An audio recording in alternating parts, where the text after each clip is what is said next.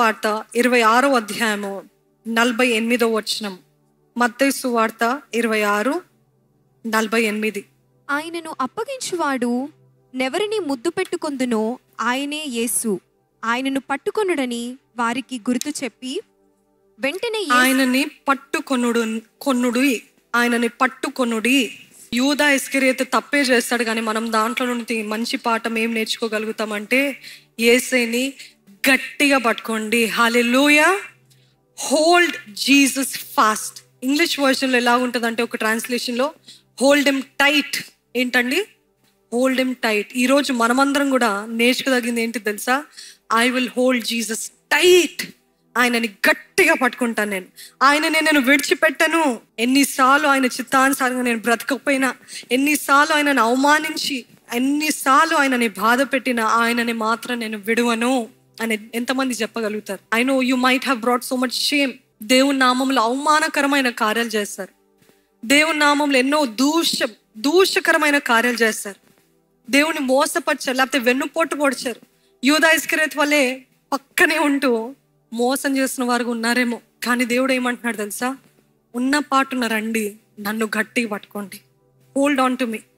దేవుడైతే మనల్ని ఎప్పుడు పట్టుకుంటాడు? ఆయన వాక్యం తెలియజేస్తుంది, నిన్ను నేను ఎన్నడూ విడువను ఎడబాయని అన్నాడు దేవుడు. ఆయన పట్టుకునే అన్నాడు. కానీ మీరు పట్టుకుని అన్నారా? యేసుని గట్టిగా పట్టుకుంటారు. యేసయ్యా నేను అస్సలు విడువనయ్యా, నిన్ను విడువనయ్యా, నేను ఎడబాయనయ్యా, నన్ను క్షమించయ్యా. ఈ అవమానాలు బట్టి, ఈ సందేహాలు బట్టి, ఈ కార్యాలు బట్టి నేను ఎంతగానో బాధ పెట్టానయ్యా, కానీ I will hold on to Jesus.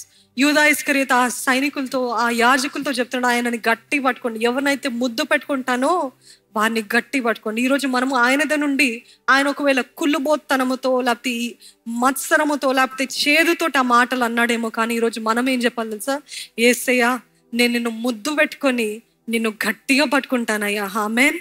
నిన్ను గట్టిగా పట్టుకుంటానయ్యా, ఎందుకంటే నువ్వు లేకపోతే నేను లేనయ్యా. దేవుడు మనల్ని ఎన్నోసార్లు పాపం నుండి విడిపించాడండి. ఆ పాపం నుండి విడిపించేంత వరకు గట్టి పట్టుకున్నారేమో. పాపం నుండి విడిపించబడిన తర్వాత మరలా యథావిధి జీవితం అన్నట్లయితే జాగ్రత్తగా ఉండండి. ఎందుకంటే వాటికంటే 7 బలమైన దురాత్మలు వస్తాయంట.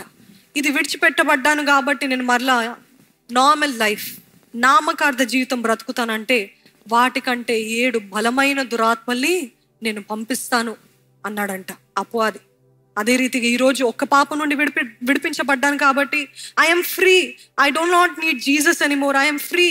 హీల్ చేయబడితే స్వస్థపరచబడ్డాను కాబట్టి మరలా ప్రార్థన జీవితం అక్కర్లేదు, మరలా ఆ వాక్యము అవన్నీ అక్కర్లేదు అని అనుకుంటున్నారా? బలమైన మళ్ళా 7 అంతలు వస్తాయి. జాగ్రత్త.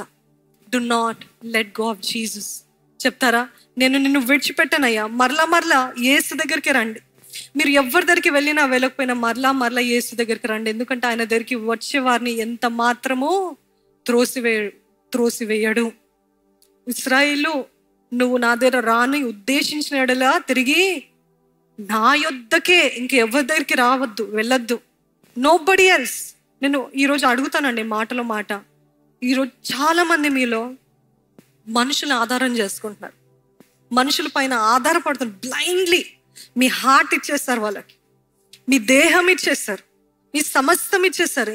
ఏదో నామకార్థంగా భక్తి చేస్తే నాకు వివాహం అయితే, భక్తి చేస్తే ఆలయంకి వస్తే, ఇలా మూఢనమ్మకాలతో వస్తున్నారు. కానీ you have given everything to that person, who ever it is. But God is saying, ఆ మనిషి సడన్ గా వెన్నుపోటు పొడుస్తాడు. జాగ్రత్త. ఎందుకంటే మనుషులు వారి మూడ్ తగ్గట్టు మన ఎడలు ప్రవర్తిస్తారు, వారి ఇష్టం వచ్చినట్టు, వారి స్వార్థం తగ్గట్టు మన ఎడలు ప్రవర్తిస్తారు. కానీ దేవుడు ఏంటి తెలుసా అండి? ఆయన న్యాయాధిపతి. ఏది న్యాయమో అదే జరిగిస్తాడు. ఈరోజు మీరు ఏం భయపడనక్కర్లేదు. దేవాను న్యాయం జరిగించు అని అడగనక్కర్లేదు. ఎందుకంటే ఆయన న్యాయాధిపతి. కానీ ఆయన ఒక్కటే అంటాడు, నువ్వు మౌనంగా ఉండు, యూ బీ క్వైట్, అప్పుడు నేను పోరాడతా. నువ్వు పోరాడినంత వరకు నేను క్వైట్ అయిపోతా, నువ్వు క్వైట్ ఉంటే నేను పోరాడతా అంటాడు దేవుడు. దాంట్లో కొన్ని నియమాలు ఉన్నాయి. దేవుడు కార్యాలు జరిగించాలంటే, దేవుడు మన పక్షాన నిలబడాలంటే కొన్ని నియమాలు ఉన్నాయి. ఆ నియమాలు చేయకుండా దేవా నువ్వు పోరాడంటే పోరాడు. నువ్వు ఫైట్ చేసినంత చేసి దేవా నువ్వు న్యాయం జరిగించంటే నేను ఎందుకు చేయాలి, నువ్వే చేసుకున్నావు కదా అంటాడు దేవుడు. కాబట్టి దేవా నేను మౌనంగా ఉంటాను, నువ్వు నా పక్షాన పోరాడు.